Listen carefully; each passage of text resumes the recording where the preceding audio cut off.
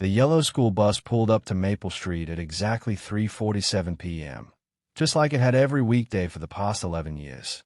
Martin Chen had been driving Route 14 through Riverside County long enough to know every pothole, every stop sign, every face that climbed aboard his bus. But something was wrong.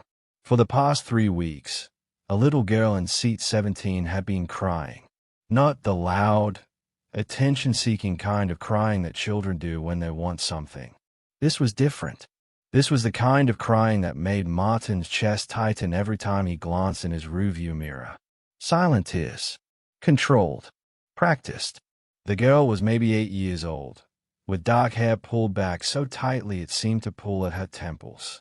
She always wore long sleeves, even on warm days. She never spoke to the other children. She never looked up when they laughed or played. She just sat in seat 17, staring out the window, tears streaming down her pale cheeks. Martin had seen a lot in his years as a bus driver. Scraped knees, hurt feelings, the usual chaos of childhood. But this felt different. This felt like something dark hiding in plain sight, waiting for someone to notice. Today, he decided, would be the day he looked closer. As the last child stepped off the bus at Riverside Elementary, Martin didn't immediately pull away. He sat there, engine idling, staring at seat 17 through his mirror. The worn green vinyl still held the impression of where she'd been sitting. The afternoon sun slanted through the windows, illuminating dust motes floating in the air. And then he saw it. Something dark wedged between the seat cushion and the metal frame. Something that didn't belong on a school bus. Something that made his hands tighten on the steering wheel. He put the bus in park and stood up, his knees creaking slightly. The bus felt too quiet now, too empty. His footsteps echoed as he walked down the aisle toward seat 17. What he found there would haunt him for the rest of his life. 3 weeks earlier, everything had seemed normal. Riverside was the kind of town where people knew their neighbors, where crime was limited to the occasional stolen bicycle, where children walked to school without parents worrying. The elementary school sat at the edge of town, surrounded by oak trees that turned golden in autumn and provided shade in summer. Martin had been driving buses since his daughter was in elementary school. She was grown now, married with kids of her own, but he'd stayed with the job. He liked the routine. He liked the kids. Most days, he went home feeling like he'd done something good, something that mattered. Route 14 was his favorite. 42 stops, 83 students on a full day. He knew which kids needed gentle reminders about indoor voices, which ones struggled with the steps and needed a patient hand, which ones were going through rough patches at home and needed someone to ask how they were doing. The girl in seat 17 had appeared on a Tuesday morning in late September. She'd climbed aboard at the Parkview Apartments stop, her backpack nearly as big as she was, her eyes fixed firmly on the floor. An older man had watched from the sidewalk, his face expressionless. He hadn't waved goodbye, hadn't smiled, just watched until the bus pulled away. "Morning," Martin had said, giving her his warmest smile. "What's your name, sweetheart?" She'd looked at him with eyes that seemed too old for her face. "Emma," she'd whispered, so quietly he almost didn't hear it. "Well, Emma, welcome aboard. You can sit anywhere you'd like." She'd chosen seat 17, right side, third row from the back. Close enough to hear the driver if needed. Far enough back to feel invisible to the other children. That first day, she'd been quiet but calm. No tears, just silence. But by the end of the first week, Martin had noticed the crying. It started small. A few tears she'd wipe away quickly when she thought no one was looking. But as the days passed, it got worse. Or maybe she just stopped trying to hide it. The tears would start as soon as she sat down and wouldn't stop until she got off at Riverside Elementary. The other children seemed to sense something was off. They gave her a wide berth, avoiding seat 17 like it carried some invisible warning. Nobody bullied her. Nobody really acknowledged her at all.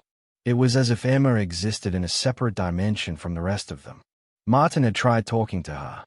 "Everything okay, Emma?" he'd asked one morning, catching her eye in the mirror. She nodded quickly, looking down at her lap. You know you can talk to me if something's bothering you, right? That's what I'm here for. Another nod. More tears. He tried a different approach. Did something happen at school? Are the other kids being mean? No, she'd whispered. Everyone's nice. But the tears kept coming. Martin started watching more closely. He noticed Emma never brought lunch money, never traded snacks with other kids, never showed anyone her homework or drawings. She kept her arms wrapped around herself, even in the heated bus, and she flinched whenever someone raised their voice. During the afternoon pickup, she was always the last one to board. She'd wait until every other child had found their seat before climbing on, moving quickly to seat 17 like it was the only safe place in the world.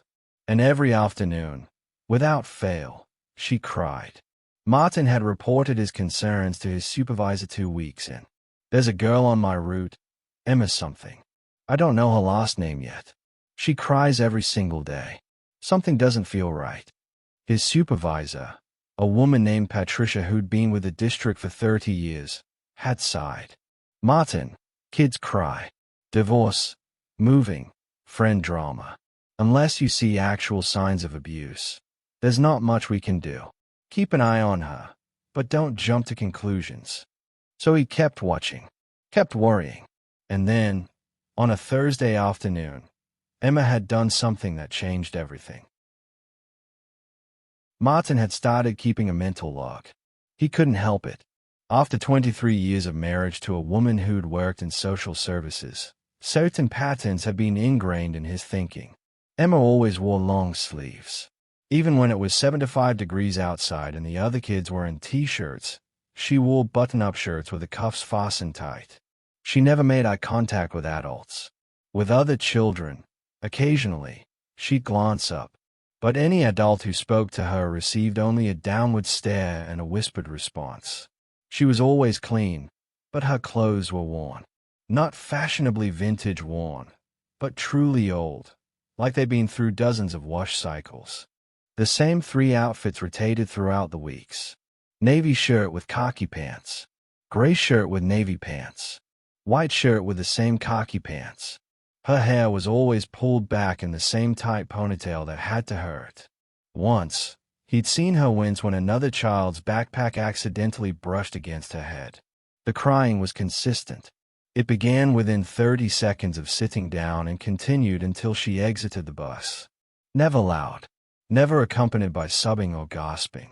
Just silent tears rolling down her cheeks as she didn't bother to wipe away anymore. But the most disturbing pattern Martin noticed was the pickup routine.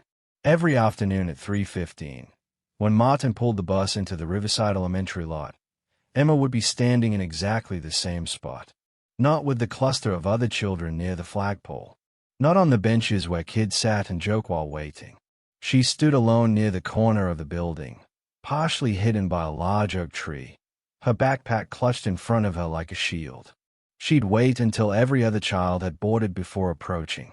And just before she climbed the steps, she'd look back at the school building with an expression Martin couldn't quite read. Fear, longing, desperation. Then she'd board, move to seat 17, and the tears would start. The morning routine was equally strange. The older man who dropped her off never got out of the car. It was a gray sedan, maybe 15 years old, with a dented front bumper. He'd pull up to the bus stop, and Emma would get out quickly, not looking back. The man never watched her board. As soon as her feet hit the sidewalk, he'd drive away. Martin had tried to get the license plate number, but the car always parked at an angle that made it impossible to see. On the Thursday that everything changed, Martin had made a decision. When Emma boarded that afternoon, he'd try something different. Emma, he'd said gently as she climbed the steps, would you like to sit up front today? Right behind me. Sometimes it's nice to have a change of scenery. She'd frozen on the steps, her knuckles white where she gripped the railing. It's okay, he'd added quickly. You can still sit in your regular seat if you want. I just thought I'd offer. Emma had looked at him then, really looked at him, and for just a moment he'd seen something in her eyes. Desperation. A silent plea. Then she'd shaken her head and moved to seat 17. But this time, she'd done something different. As she sat down, she'd deliberately moved her backpack to the side, shifted in her seat, and slid something from her pocket into the gap between the seat cushion and the metal frame. The movement was subtle, practiced. If Martin hadn't been watching specifically for unusual behavior, he would have missed it entirely. Emma had then looked up at the rearview mirror, made direct eye contact with Martin for exactly 3 seconds, and looked away. It was the first time she'd ever looked at him deliberately. Martin's heart had begun to pound. Every instinct he had was screaming that something was very, very wrong. He'd driven the route on autopilot, his mind racing. When they reached the Parkview apartments, Emma had gotten off without looking back. The same gray sedan was waiting. She'd climbed in, and it had driven away before Martin could see who was driving. Now, as he stood in the empty bus staring at seat 17, Martin knew he was at a crossroads. He could pretend he hadn't seen her hide something, could finish his route, go home, and forget about it.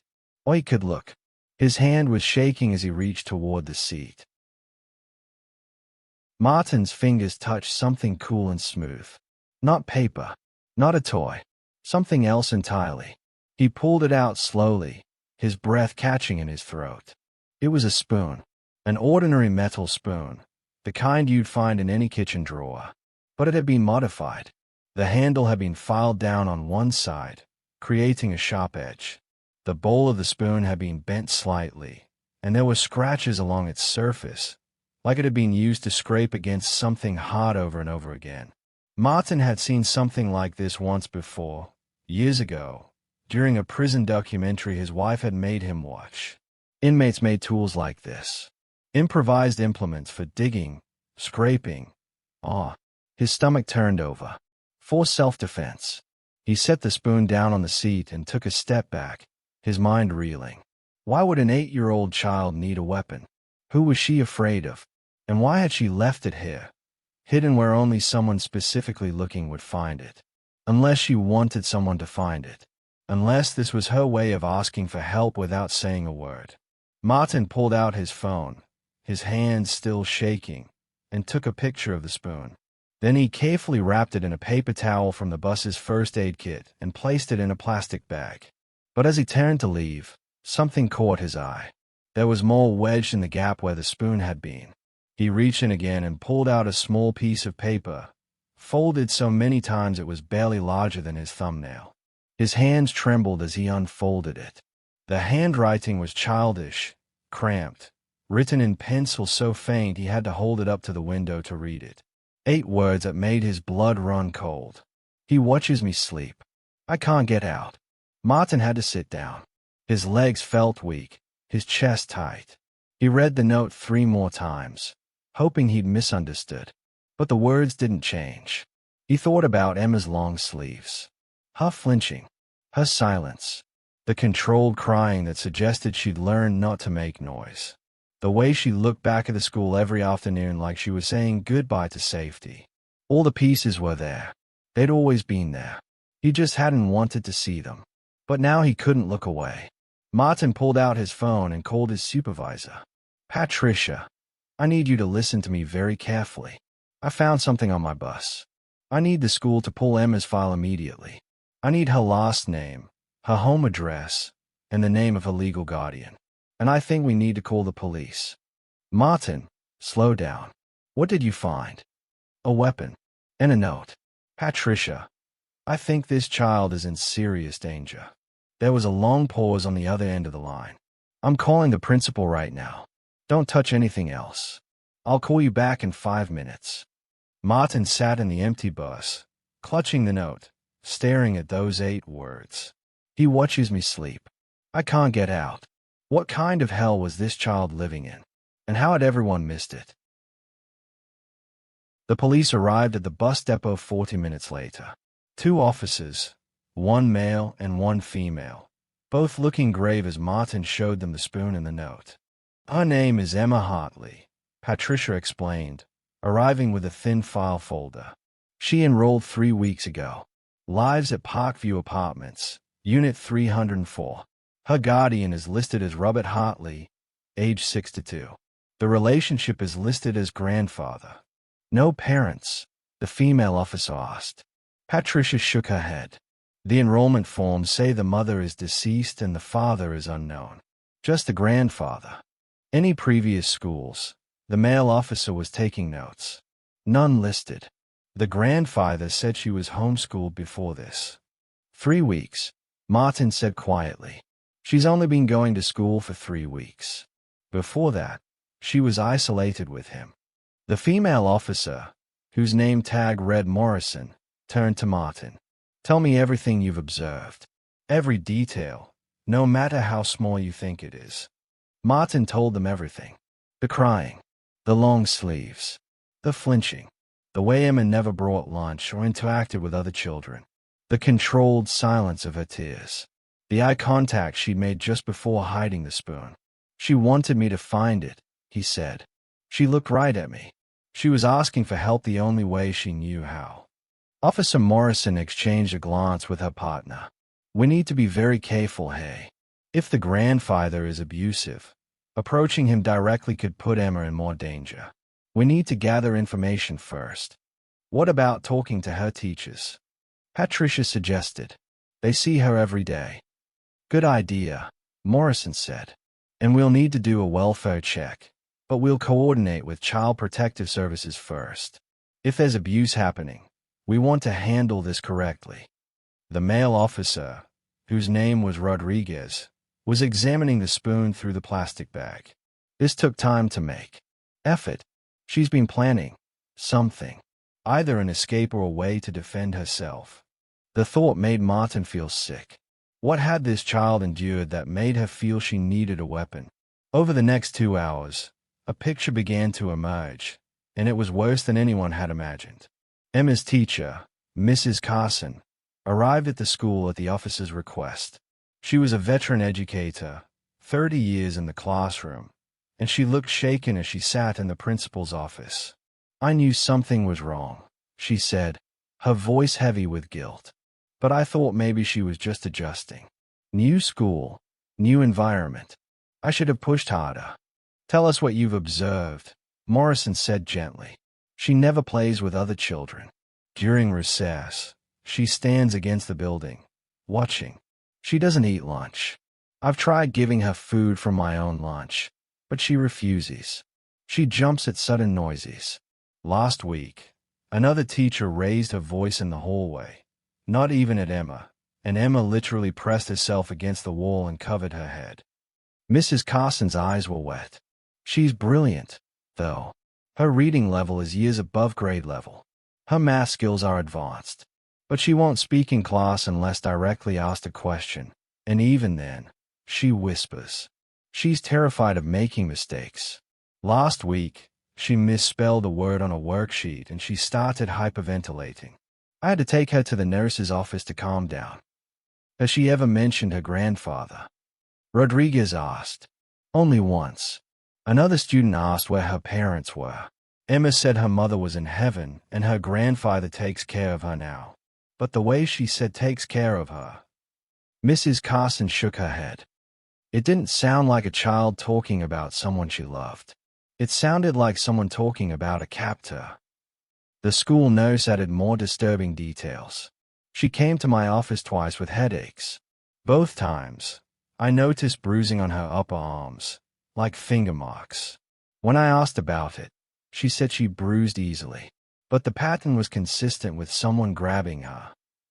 A CPS worker named Jennifer Oakes arrived just after 6 p.m. She listened to everything, taking careful notes. We'll need to do a home visit, she said. But we'll need to be strategic. If he suspects we're investigating, he could hurt her. Or run. What if we do a wellness check? Morrison suggested. Say we're following up on all new student enrollments. Make it seem routine. Jennifer nodded slowly. That could work. But I want to be there. And I want to talk to Emma alone if possible. What about tonight? Martin asked.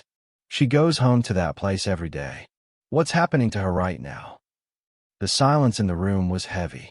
We move first thing tomorrow morning, Jennifer finally said.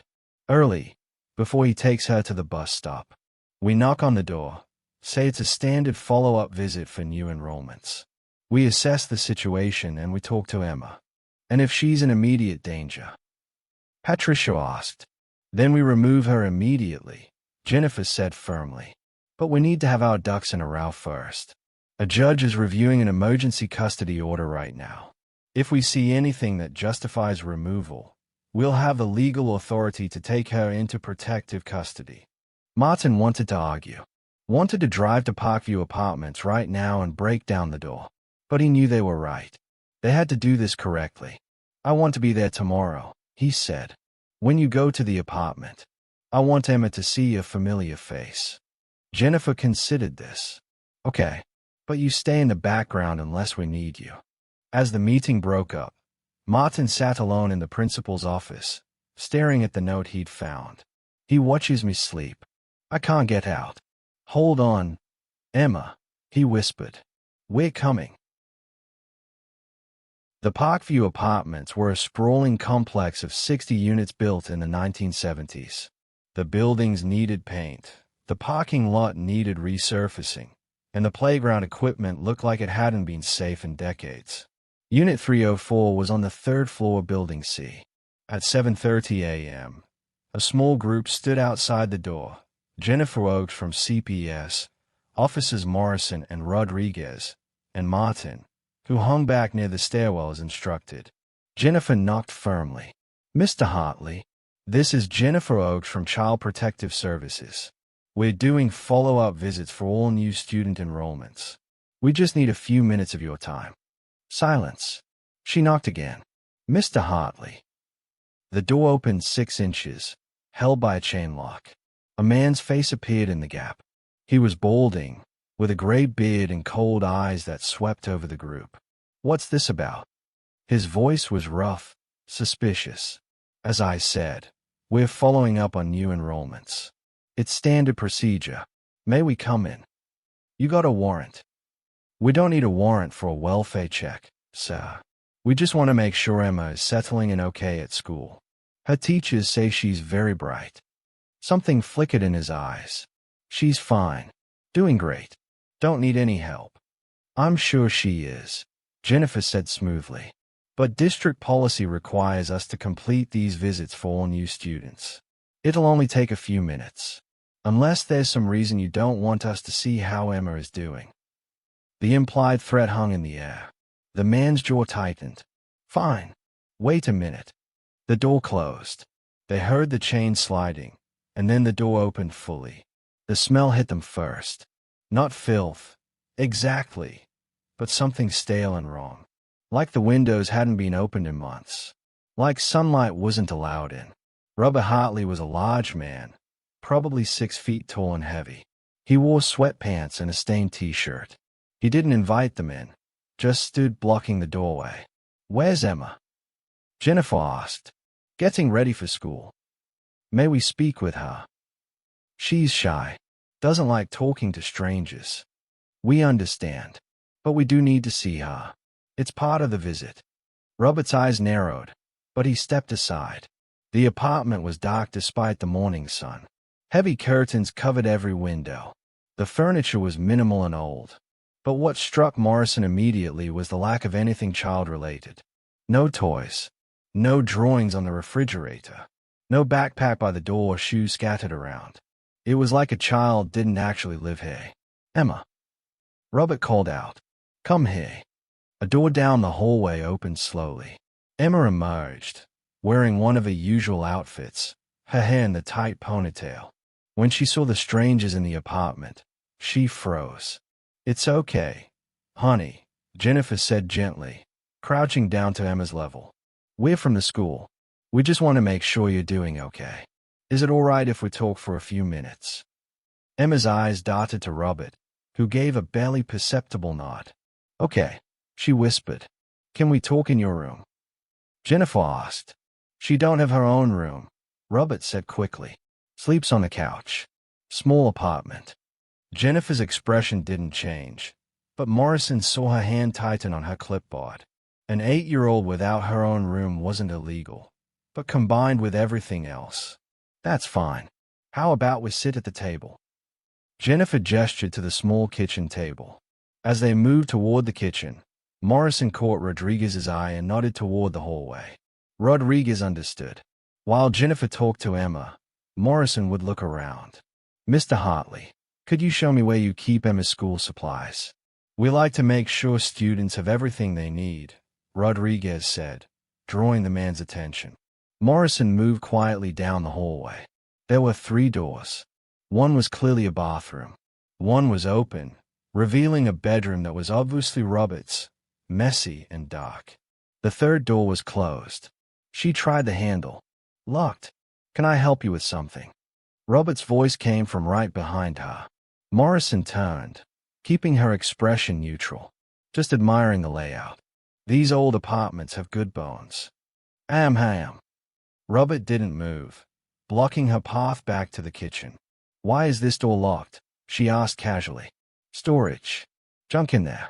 Not safe for the kid. Mind if I take a look? Safety inspection. Yeah, actually, I do mind. You got no right to go through my stuff without a warrant. Morrison smiled. You're absolutely right. My apologies. But as she walked past him, she noticed something. The door wasn't just locked with a regular door handle. There was a deadbolt installed on the outside. You didn't put a deadbolt on the outside of a storage closet. You put it there to keep someone in. Back in the kitchen, Jennifer was talking quietly with Emma while Robert hovered nearby. The child's answers were monosyllabic, her eyes downcast.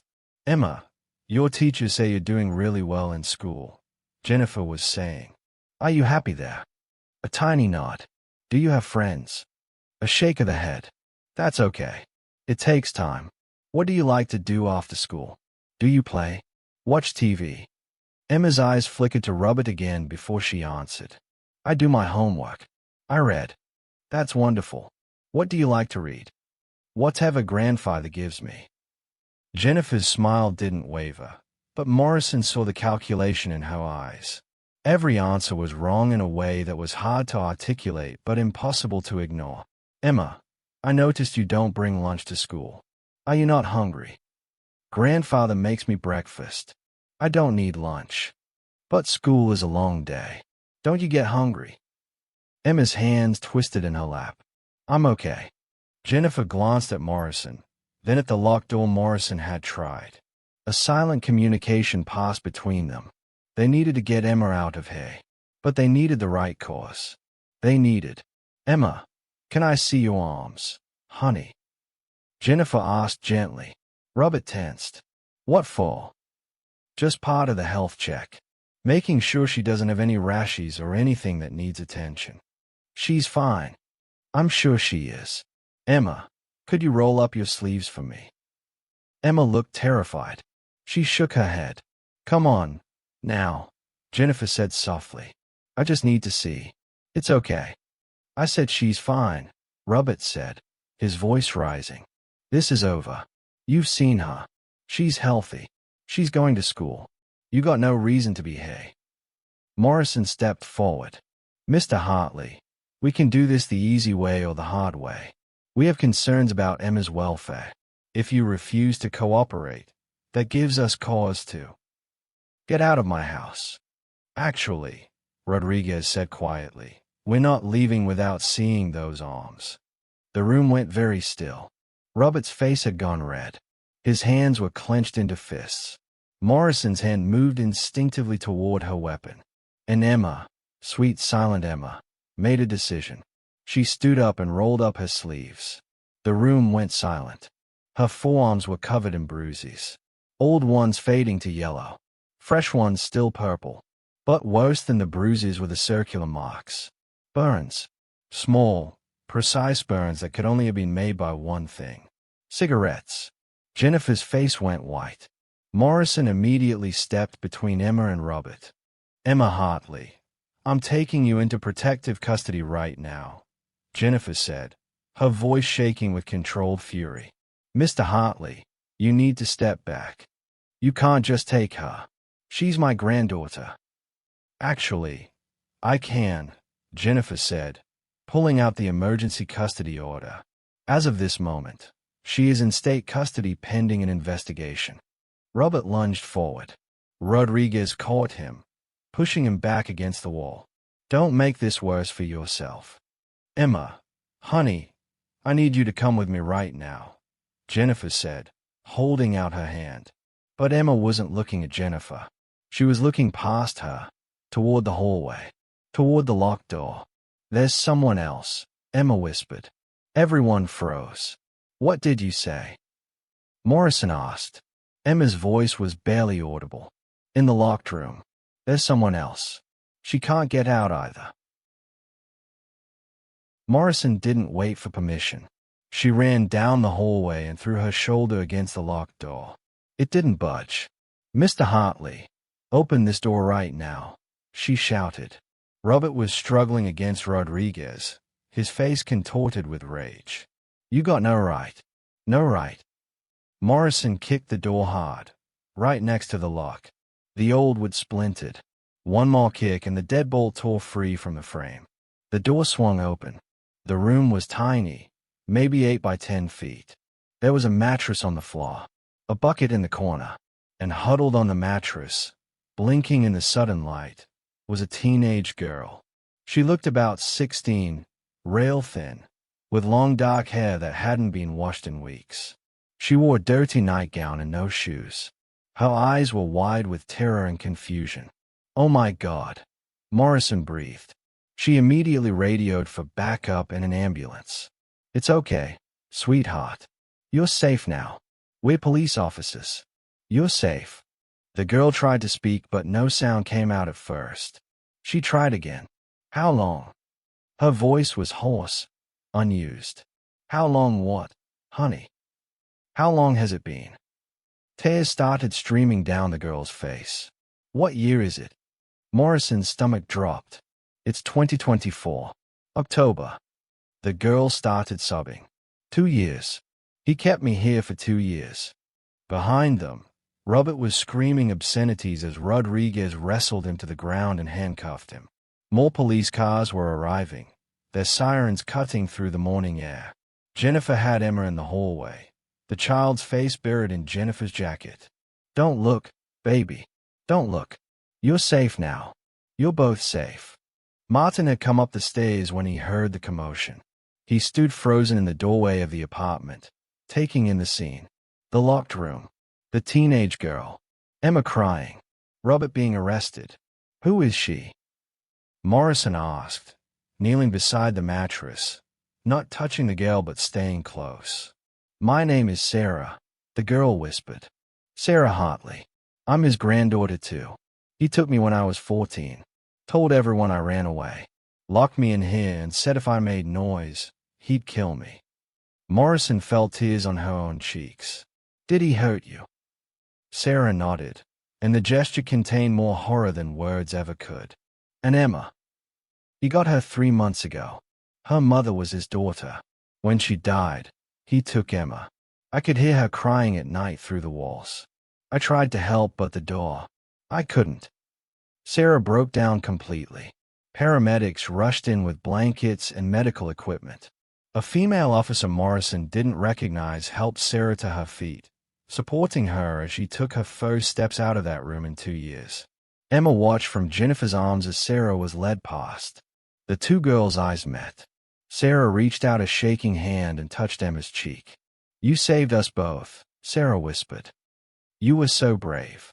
Emma didn't say anything, but she reached out and squeezed Sarah's hand. Outside, the parking lot of Parkview Apartments had transformed into a crime scene. Police cars, ambulances, CPS vehicles. Neighbors had gathered, whispering behind their hands. How had this happened in their building? How had no one known? Robert Hartley was shoved into the back of a police car, still shouting. They are lying. All lying. Those girls are disturbed. They need discipline. Morrison slammed the door on his voice and turned away. She'd been a cop for 15 years and thought she'd seen everything.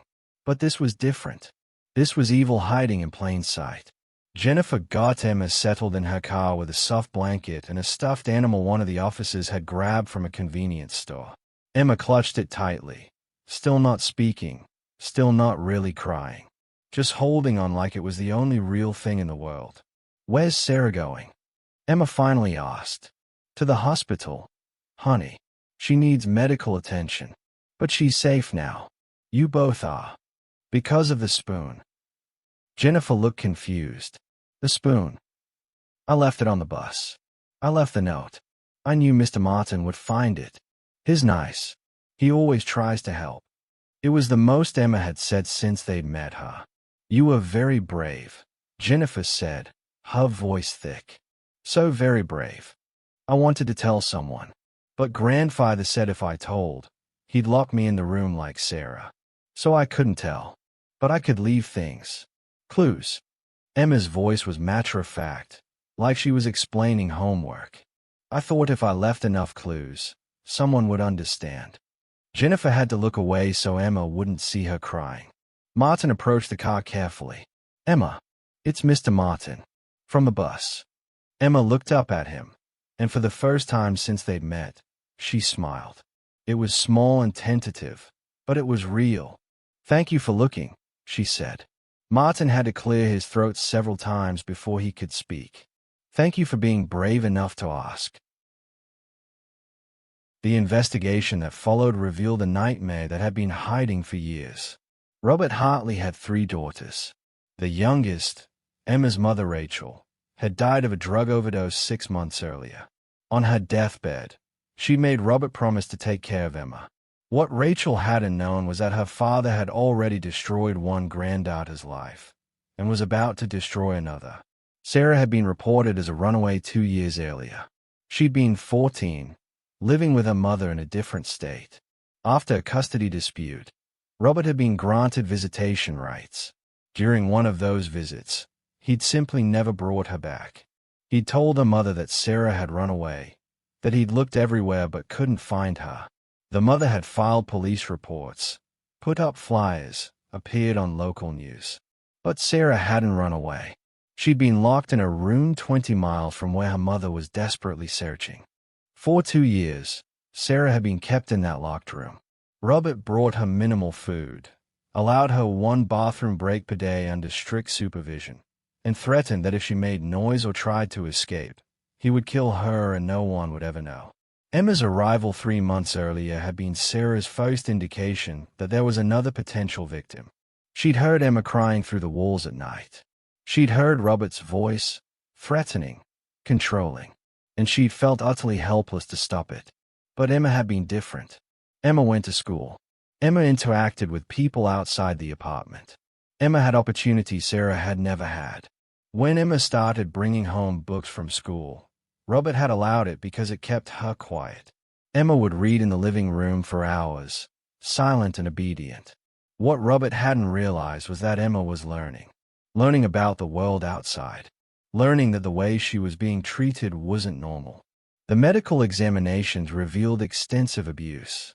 Both girls had been beaten regularly.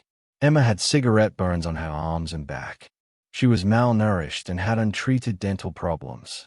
Psychologically, she showed signs of severe trauma and had symptoms consistent with prolonged abuse. Sarah's condition was even worse.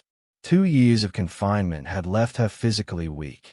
She had vitamin deficiencies, her muscles had atrophied from lack of use, and she had scars from repeated beatings. The psychological damage was immense. She suffered from PTSD, anxiety, and symptoms of Stockholm Syndrome. But she was alive. They both were. Robert Hartley was charged with kidnapping, false imprisonment, child abuse, assault, and a dozen other charges. The prosecution built an airtight case. The locked room, the medical evidence, the testimony of neighbors who'd heard children crying but had assumed it was normal discipline. Emma's note, the weapon she created to defend herself. During the investigation, detectives discovered Robert's history. He'd been investigated for child abuse 30 years earlier when his own daughters were young, but nothing had been proven. His wife had left him, taking the girls. 2 of his daughters had gone no contact with him as adults. Only Rachel, struggling with addiction and desperate for help with Emma, had turned to her father. It had been the last and most tragic mistake of her life. The trial was swift. Robert showed no remorse. insisting he'd been disciplining his granddaughters appropriately, that modern society was too soft on children. The jury took less than 2 hours to convict him on all counts. The judge, a woman who'd spent 20 years on the bench, delivered a sentence of 40 years without possibility of parole. She looked at Robert directly as she spoke. You took 2 innocent children and treated them like prisoners. You stole years of their lives. You caused immeasurable harm. This court's only regret is that 40 years is not long enough for what you've done. Robert was led away, and he would die in prison 12 years later, never once apologizing, never once showing remorse. But for Emma and Sarah, the nightmare was just beginning to end. Sarah was placed in a specialized treatment facility that dealt with trauma survivors. She had a long road ahead of her. Physically, she slowly regained her strength. The pounds came back. Her hair grew healthy again. She learned to walk normally after 2 years of minimal movement.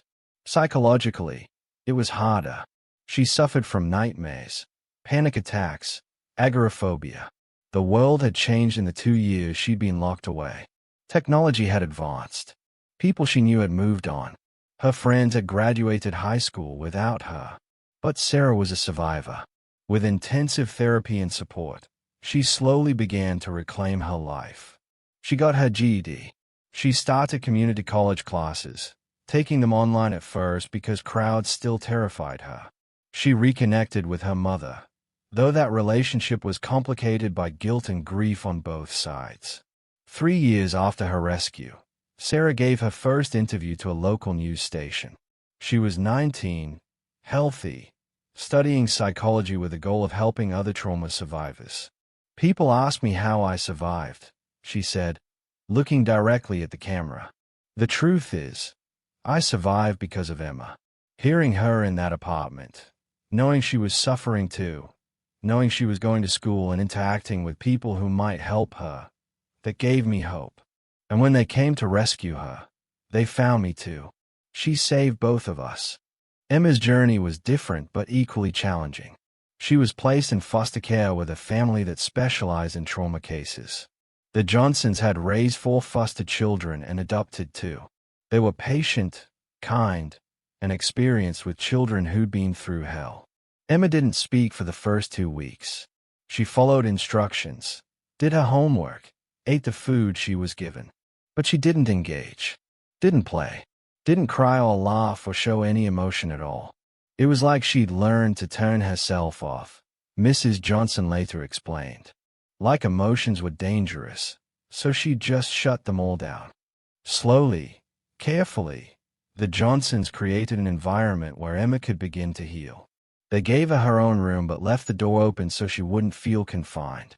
They established routines so she knew what to expect. They never raised their voices, never made sudden movements. And gradually, Emma began to thaw. The first breakthrough came with books. Emma loved to read, had always loved to read. Mrs. Johnson filled Emma's room with books and one day found Emma curled up in bed, crying over the end of Charlotte's Web.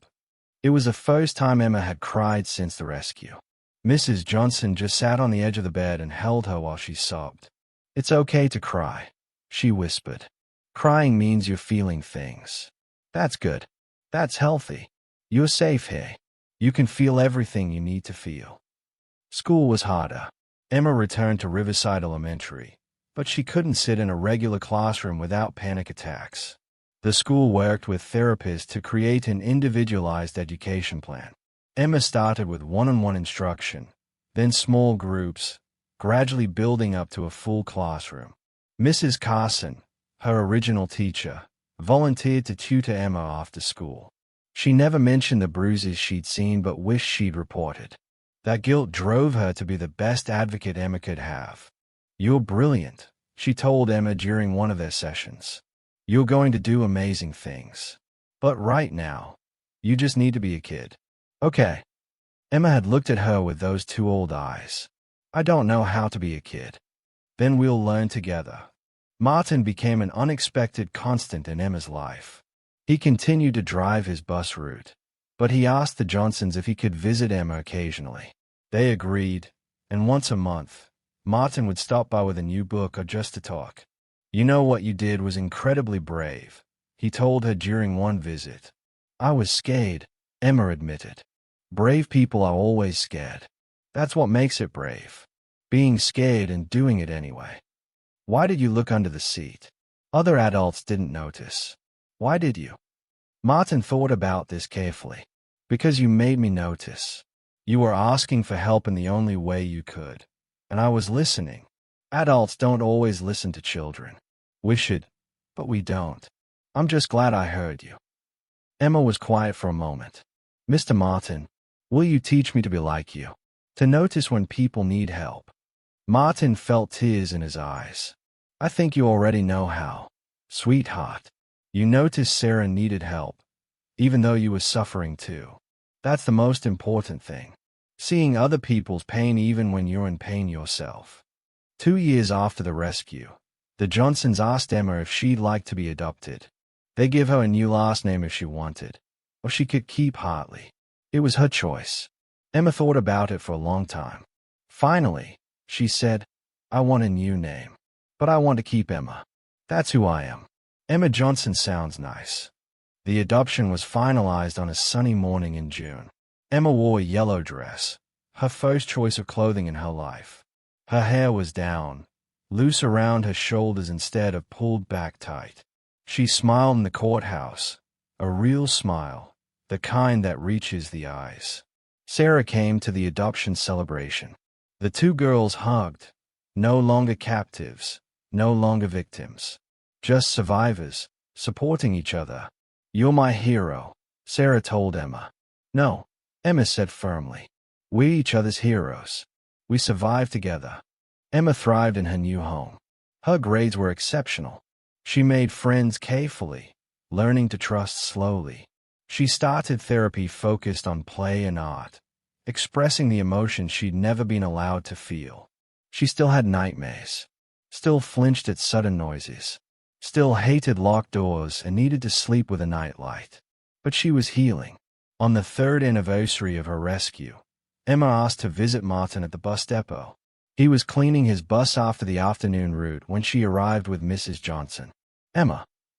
He hugged her carefully, still mindful of her need for gentle touches. "How are you?" "I'm good. I wanted to give you something." She held out a small frame. Inside was a picture she'd drawn. It showed a yellow school bus with a man at the wheel. In the back seat, a little girl sat crying. But outside the bus, the sun was shining. "This is for you," Emma said, "because you were my sunshine when everything was dark." Martin couldn't speak. He just pulled Emma into another hug and let himself cry.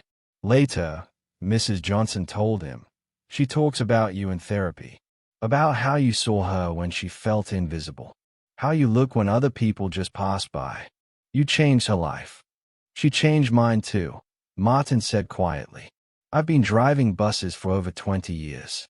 I thought I was just a bus driver. But Emma taught me that sometimes the smallest actions, just paying attention, just looking a little closer, can save a life." He kept Emma's drawing in his bus.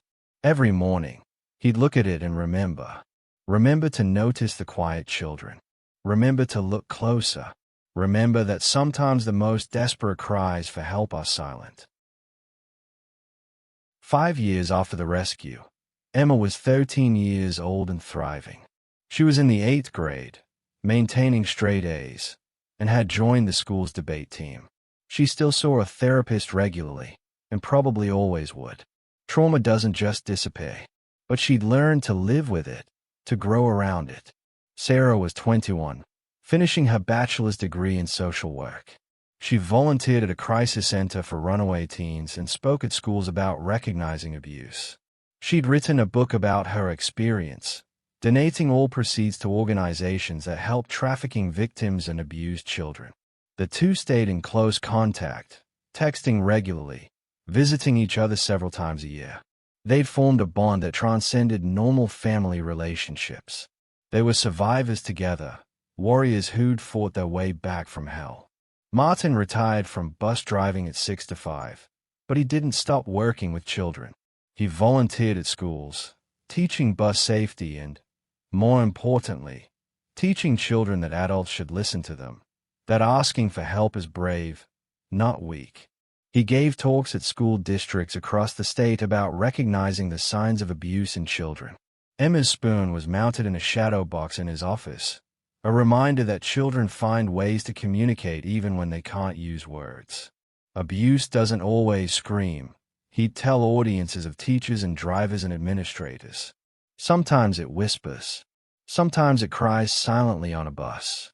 Your job is to notice, to look closer, to be the person who sees what everyone else misses. The Parkview Apartments installed security cameras and implemented new policies about monitoring units with children. The case led to changes in how missing children reports were handled, how custody agreements were enforced, how school officials were trained to spot abuse. Emma's case became a textbook example in CPS training, not because the abuse was unique, but because the rescue was. Because a child found a way to ask for help without words, and an adult paid attention. On the 5th anniversary of the rescue, Emma, now a poised young teenager, gave a presentation at her school's assembly. Students and teachers filled the auditorium. Sarah sat in the front row. Martin and the Johnsons sat beside her. Emma stood at the podium, no longer the silent crying child from the bus. She looked out at the audience with confidence she'd earned through years of hard work and healing. 5 years ago, I was in a very dark place, she began, her voice clear and strong. I couldn't ask for help out loud because I was too afraid. So I found other ways to communicate. I left clues. I made eye contact when I usually avoided it.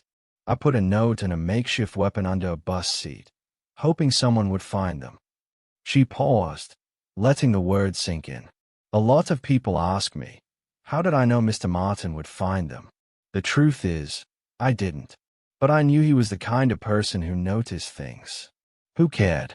And I was right. She looked at Martin, who was wiping his eyes.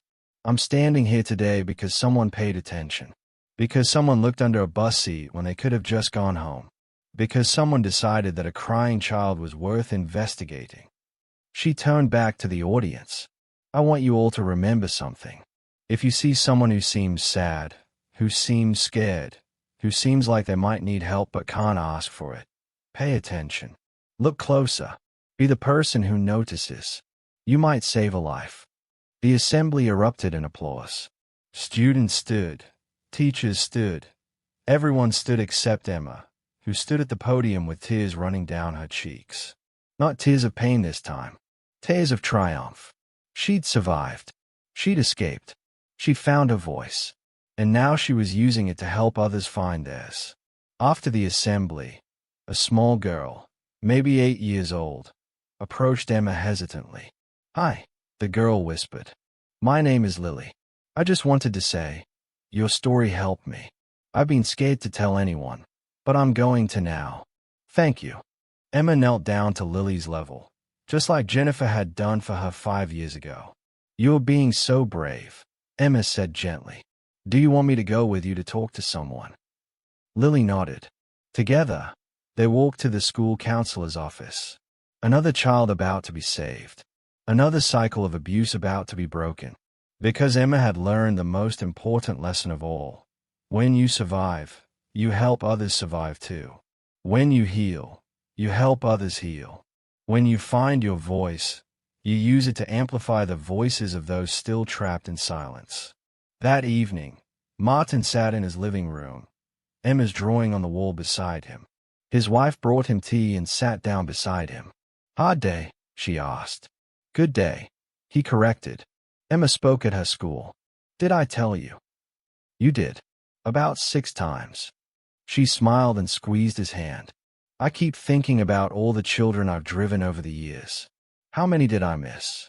How many were sitting there crying, asking for help in ways I didn't understand? You can't save everyone, Martin. I know, but Emma taught me I can try. I can look. I can notice. He sipped his tea. That has to be enough. It is enough. You changed 2 lives. Sarah and Emma are alive because you looked under a bus seat. Martin nodded, but his mind was already on tomorrow's route, tomorrow's children, tomorrow's opportunities to notice what everyone else might miss. Because sometimes, the difference between rescue and tragedy is someone who decides to look twice. Someone who pays attention to the silent tears. Someone who finds the note hidden under the seat. Someone who believes that every child crying on a bus deserves to be seen, to be heard, to be saved. Martin would carry that lesson for the rest of his life. And Emma would carry the strength she'd found in that darkest time. The strength to ask for help in the only way she could. The strength to save not just herself but Sarah too. 2 lives saved. 1 act of attention. 1 decision to look under a bus seat.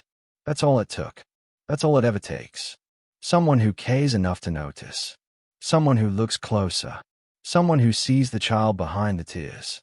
And in the end, that made all the difference. If this story shook you, you might want to stay around for the next one.